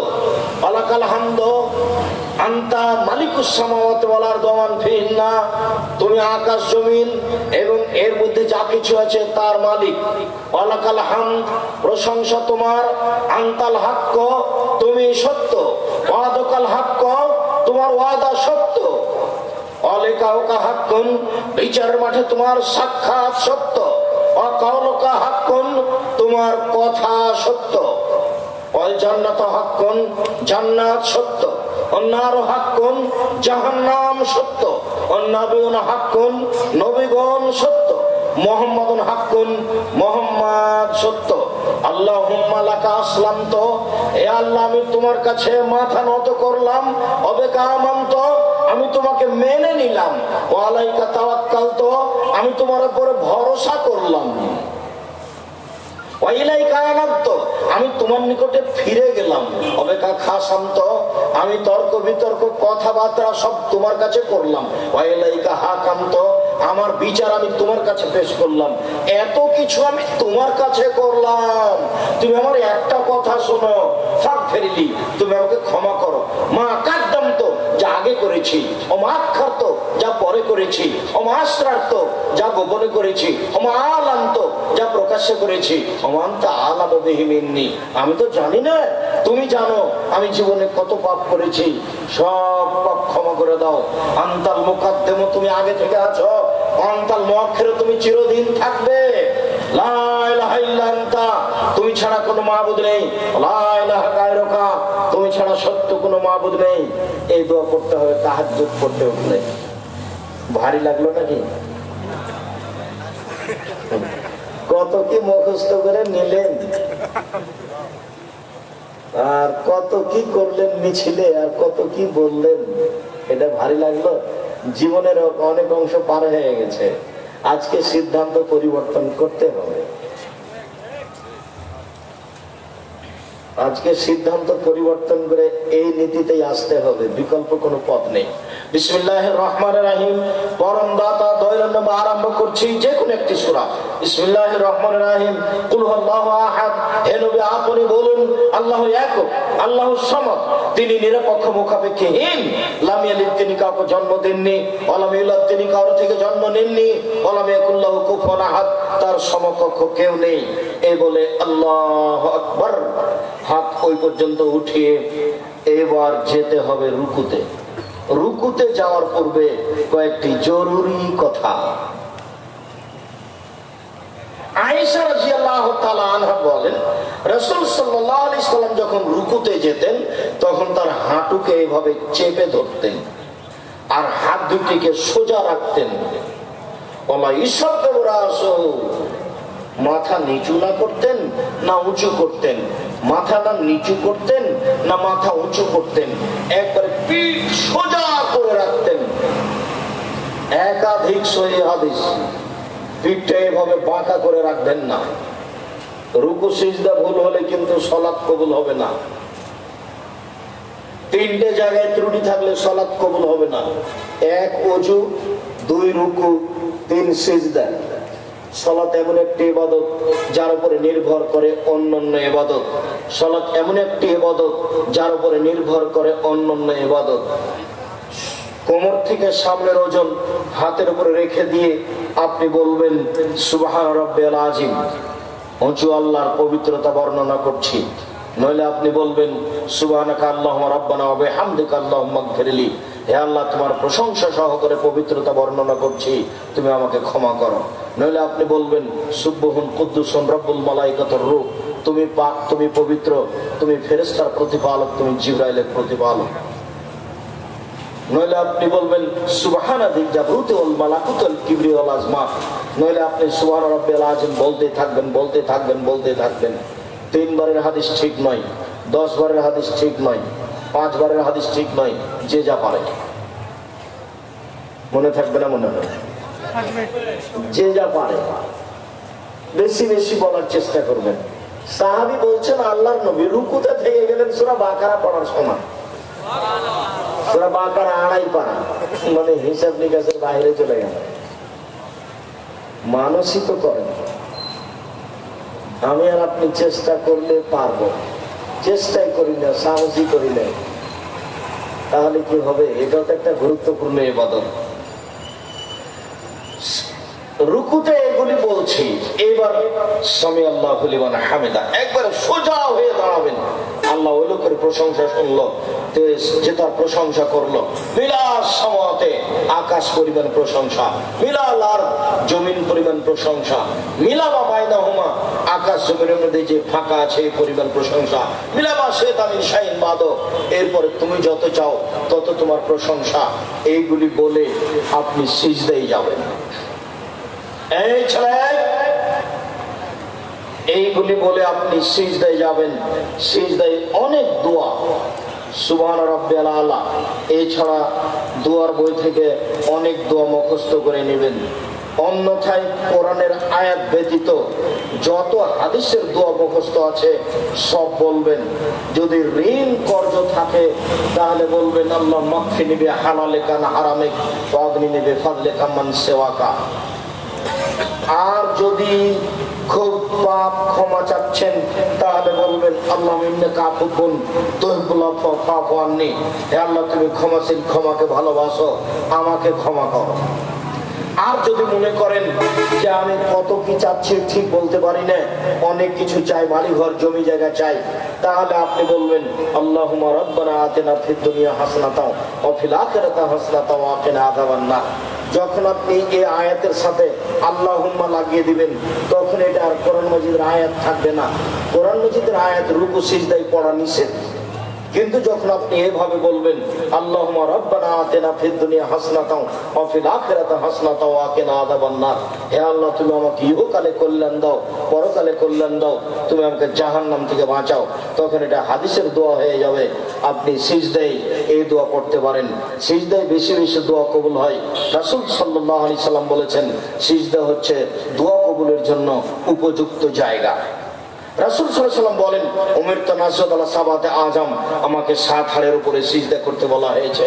নাক কপাল 1, 2 হাত 3, 2 হাঁটু 5, 2 পায়ের বৃদ্ধাঙ্গুল, এ হলো 7 হাড়ের উপরে সিজদা করতে বলা হয়েছে।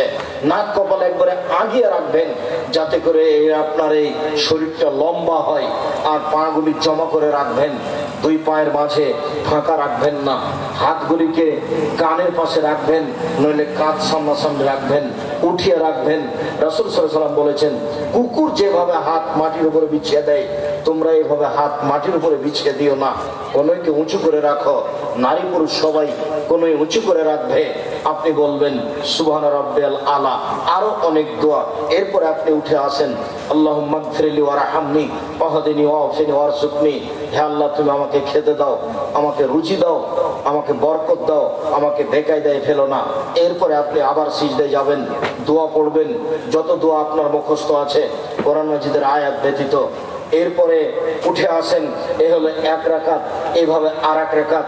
এবার আপনি আত্তাহিয়াতের বৈঠকে বসেছেন, বাম হাতের আঙ্গুলগুলি জমা জমা করবেন, বাম পায়ের পাতার উপরে বসবেন, ডান হাত এই 2টি আঙ্গুল জমা করবেন, তৃতীয় আঙ্গুলের নখের উপরে বৃদ্ধ আঙ্গুলের পেটটা রেখে হাঁটু করে রেখে দিবেন। এই আঙ্গুলটা অবিরাম নড়বে, এই আঙ্গুলটা অবিরাম নড়বে। আত্তাহিয়াতু লিল্লাহি ওয়াস সালাওয়াতু ওয়াত তাইয়্যিবাতু, সমস্ত ইবাদত আল্লাহর জন্য। আসসালামু আলাইনা ওয়া আলা ইবাদিল্লাহিস সালিহিন, শান্তি আমাদের উপরে, শান্তি সকল ভালো মানুষের উপরে। আশহাদু আল্লা ইলাহা ইল্লাল্লাহু ওয়াহদাহু লা শারীকা লাহু ওয়া আশহাদু আন্না মুহাম্মাদান আবদুহু ওয়া রাসূলুহু, আমি সাক্ষ্য দিচ্ছি আল্লাহ ছাড়া কোনো মাবুদ নেই, আমি সাক্ষ্য দিচ্ছি মুহাম্মদ সাল্লাল্লাহু আলাইহি সাল্লাম তার বান্দা এবং তার রাসূল। আল্লাহুম্মা সাল্লি আলা মুহাম্মাদ ওয়া আলা আলি মুহাম্মাদ কামা সাল্লাইতা আলা ইব্রাহিম ওয়া আলা আলি ইব্রাহিম ইন্নাকা হামিদুম মাজিদ, হে আল্লাহ তুমি মুহাম্মদ সাল্লাল্লাহু আলাইহি সাল্লাম ও তার বংশধরের প্রতি শান্তি অবতীর্ণ করো যেমন ভাবে ইব্রাহিম আলাইহিস সালাম ও তার বংশধরের প্রতি শান্তি অবতীর্ণ করেছিলে। তুমি প্রশংসনীয়, তুমি জ্ঞানী। আল্লাহুম্মা বারিক আলা মুহাম্মাদ ওয়া আলা আলি মুহাম্মাদ কামা বারাকতা আলা ইব্রাহিম ওয়া আলা আলি ইব্রাহিম ইন্নাকা হামিদুম মাজিদ, হে আল্লাহ তুমি মুহাম্মদ সাল্লাল্লাহু আলাইহি সাল্লাম ও তার বংশধরের প্রতি বরকত নাযিল করো যেমন ভাবে ইব্রাহিম আলাইহিস সালাম ও তার বংশধরের প্রতি বরকত নাযিল করেছিলে। তুমি প্রশংসনীয়, তুমি জ্ঞানী। আল্লাহুম্মা ইন্নী যালামতু নাফসি যুলমান কাসীরা, হে আল্লাহ জীবনে খুব পাপ করেছি, ফাগফিরলি তুমি আমাকে ক্ষমা করো। মাগফিরাতাম মিন ইনদিক, ক্ষমা একমাত্র তোমার পক্ষ থেকে হয়ে থাকে। ওয়ারহামনি, তুমি আমার উপর দয়া করো। ইন্নাকা আনতাল গাফুর রহিম, তুমি যে দয়াশীল, তুমি যে ক্ষমাশীল, তুমি যদি দয়া না করো, তুমি যদি ক্ষমা না করো, কে আমার প্রতি দয়া করবে, ক্ষমা করবে? আল্লাহুম্মা নাউযু বিকা মিন আযাবি জাহান্নাম, হে আল্লাহ আমি তোমার কাছে জাহান্নাম থেকে বাঁচতে চাই। ওয়াউযু বিকা মিন আযাবিল কবর, আমি তোমার কাছে কবরের শাস্তি থেকে বাঁচতে চাই। ওয়াউযু বিকা মিন ফিতনাতিল মাসীহিদ দাজ্জাল, তোমার কাছে দাজ্জালের ফিতনা থেকে বাঁচতে চাই। ওয়াউযু বিকা মিন ফিতনাতিল মাহি ওয়াল মামাত, তোমার কাছে বাঁচতে চাই ইহকালের বিপদ, তোমার কাছে বাঁচতে চাই বড় পরকালের বিপদ, তোমার কাছে বাঁচতে চাই ইহকালের বিপদ হতে, তোমার কাছে বাঁচতে চাই পরকালের বিপদ হতে।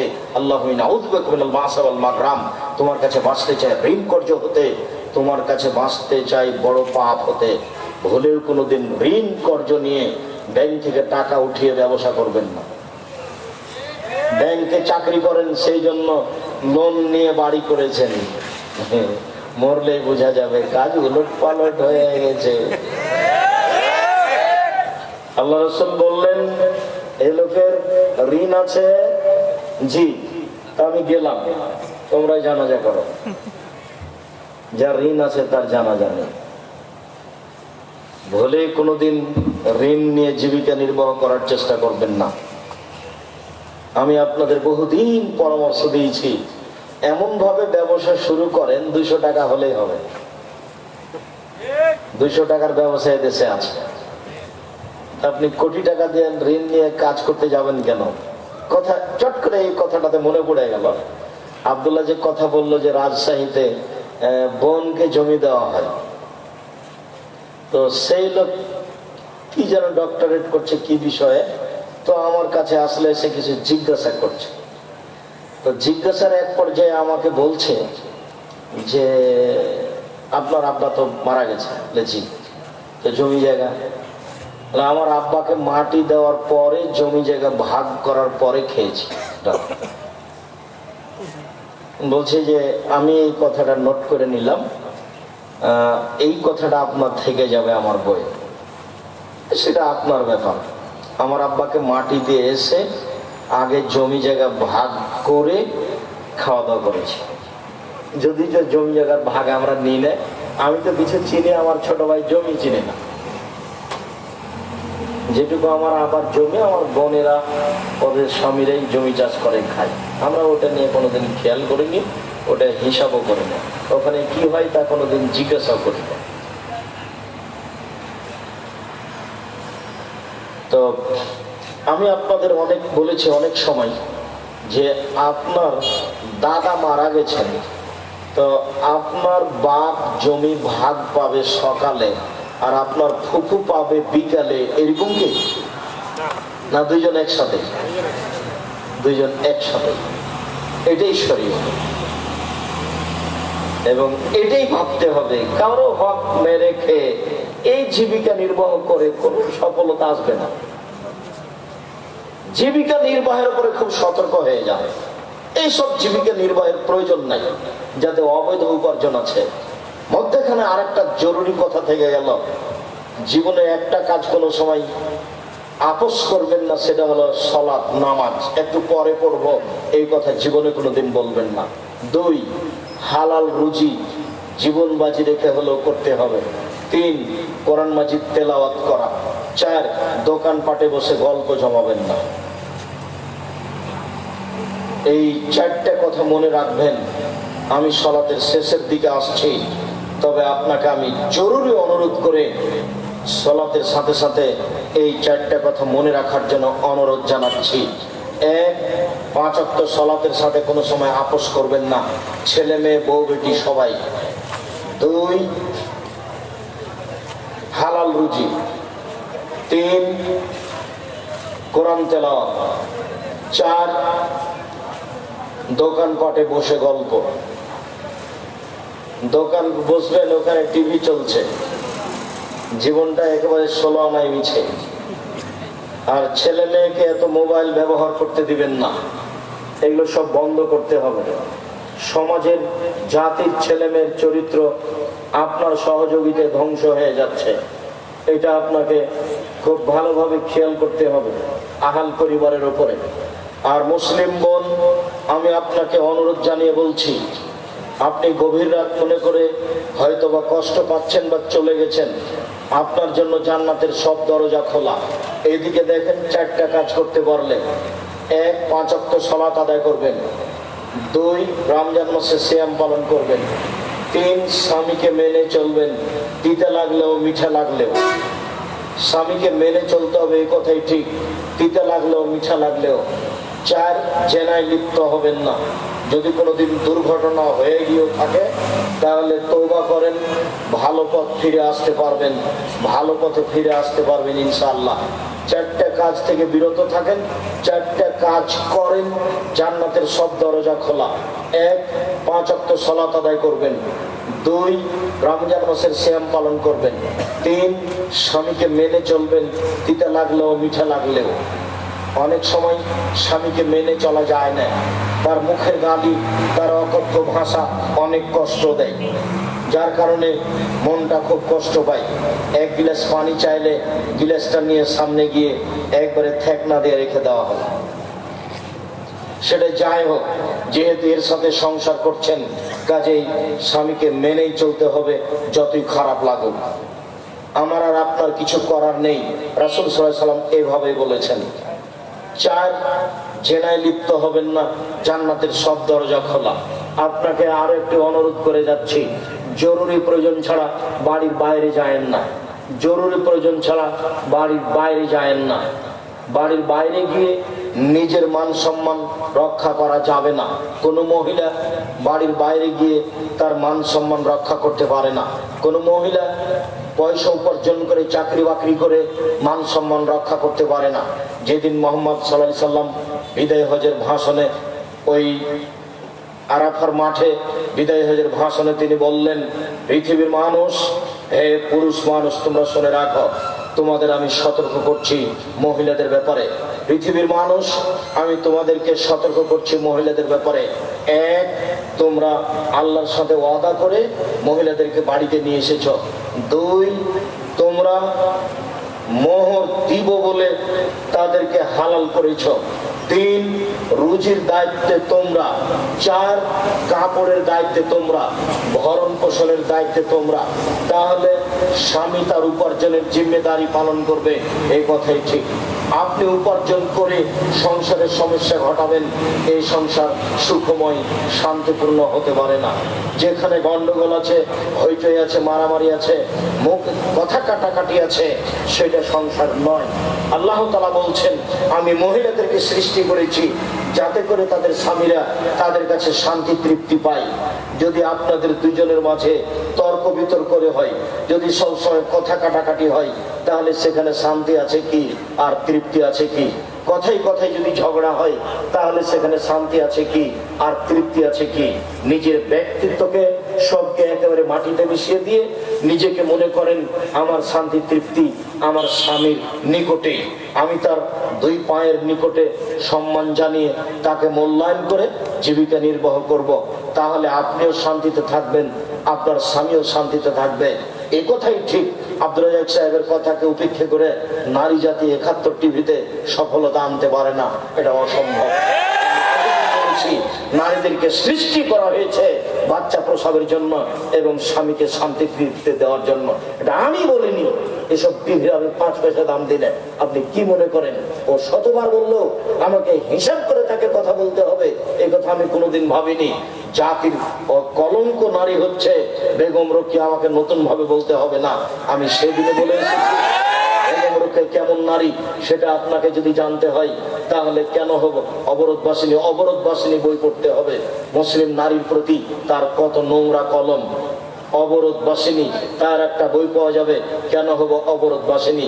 নারীকে সৃষ্টি করা হয়েছে শান্তি তৃপ্তির জন্য, একথা আমি বলিনি, একথা আল্লাহ বলেছেন।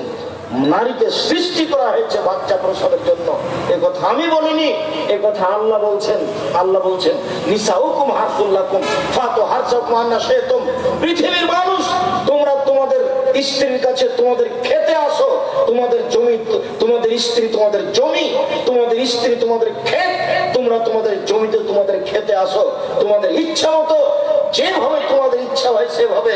সকালে কি, বিকালে কি, দুপুরে কি, ভরা পেটে কি, খালি পেটে কি, চন্দ্রগ্রহণ লাগলে কি, সূর্যগ্রহণ লাগলে কি আর না লাগলে কি, সফরে বের হচ্ছেন না হচ্ছেন, কোনটার সাথে সম্পর্ক নেই, এ কথা আল্লাহ তাআলা বলেন। এটা তোমার ক্ষেত, এটা তোমার জমি। জমিতে যেমন শস্য উৎপাদন হয়, স্ত্রীর মাধ্যমে সন্তান উৎপাদন হবে, এ কথা আল্লাহ তাআলা বলছেন। স্ত্রীকে সৃষ্টি করা হয়েছে সন্তান উৎপাদনের জন্য, স্ত্রীকে, মহিলাকে সৃষ্টি করা হয়েছে স্বামীকে শান্তি তৃপ্তি দেওয়ার জন্য।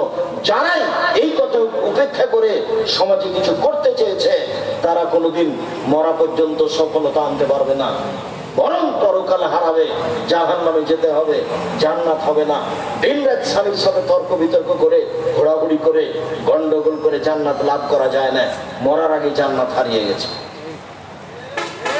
অনেক কষ্ট করে পয়সা উপার্জন করলেন, সংসারও করলেন ছেঁকড়া বেকড়া করে কি করে, আর পরকালে জাহান্নাম যেতে হলো, তাহলে আপনি সফলতা কি করলেন? সম্মানিত দিনী বোন, আমি আপনাদের অনুরোধ জানাচ্ছি, জরুরি প্রয়োজন ছাড়া বাড়ির বাইরে যাবেন না। কেন আপনাকে হাটে যাওয়া প্রয়োজন হচ্ছে? কেন আপনার বাজারে যাওয়া প্রয়োজন হচ্ছে? আমাদের তো সংসার চলে, কই আমাদের তো কোনোদিন হাটে বাজারে যাওয়া প্রয়োজন হয়নি। আমি 97 সাল থেকে এখানে আছি, আমি নদাপাড়ায় কোনোদিন চায়ের স্টলে বসিনি, কোনো দোকানে বসা আমার প্রমাণ নেই। কই আমার দিন তো চলছে, আটকে নেই তো। আমরা তো কোনোদিন হাটে বাজারে যাই না, আমাদের বাড়ি থেকে কোনো সময় হাটে বাজারে যায় না। আমাদের বাড়ির মহিলারা কোনোদিন বাজার থেকে কোনো জিনিস কেনা প্রয়োজন মনে করে না। আমরা তো বেঁচে আছি, দেশে আছি তো, চলছে তো। নিজে হাট বাজার করলেন, পাপ উপার্জন করলেন, আবার স্বামীর সাথে ভালো সংসার করতে পারলেন না, তো কি হলো তাহলে? কোনটা হলো? ইহকালো গেল, পরকালো গেল। মর্মে সকল দিনই ভাই বোনকে বিষয়টি জোরালোভাবে দেখার জন্য অনুরোধ জানাচ্ছি। আর আপনাকে বলছি, আপনি মুখটা খারাপ করবেন না, কথাই কথাই স্ত্রীকে গালি দিয়েন না। শুধু 24 ঘন্টা মোবাইল যদি খোলা থাকে, তাহলে আমার মনে হয় যে শতকরা 30-40% খালি এইটাই ফতোয়া যে ও রাগ করে স্বামীকে তালাক, স্ত্রীকে তালাক দিয়েছে। এত তালাক দেওয়া লাগে কেন? খালি তালাক কেন? বউ কথা বউ উল্টা চলছে, একটু মারতে হবে। আল্লাহ মারার কথা বলছেন, নবী মারার কথা বলছেন, তা আপনি কেন বউ তালাক দিতে গেলেন? কথায় কথায় তালাক কেন? এত তালাক কেন? আপনি একটু সতর্ক হতে পারেন না? মুখটা বন্ধ রাখবেন, একটু ধৈর্যশীল হবেন। পুরুষ মানুষকে একটু ধৈর্যশীল হতে হবে, মহিলা মানুষ তো অত ধৈর্যশীল নয়। এ কথা আল্লাহ বলছেন, এ কথা নবী বলছেন। আপনি কেন মুখের উপরে তর্ক করেন? আপনি একটু ঠান্ডা হন, আপনি একটু ধীর মেজাজের হন। তার ছাড়া তো আপনার চলে না। রান্না তো তাকেই করা লাগে, আপনার কাপড় চোপড় তো তাকেই দেখা লাগে, আপনার বাসা বাড়ি ঘর তো তাকেই দেখা লাগে। তো তাকে মারেন কেন, গালি দেন কেন? সম্মানিত দিনী ভাই, অযথা স্ত্রীর উপরে রাগ করে গালি দিয়ে সংসারটাকে জাহান্নামে পরিণত করিয়েন না। শাদী জাহান্নাম বিয়ে হয়, শাদী জান্নাত বিয়ে হয়। বিবাহ জাহান্নামও বটে, বিবাহ জান্নাতও বটে। জোর করে স্বামী স্ত্রী মিলে এই সংসারটাকে জাহান্নামে পরিণত করিয়েন না। মর্মে শেষের দিকে এসে জরুরি দু একটি কথা। তার একটি কথা হলো এই, আমার জীবনে বড় সাপ,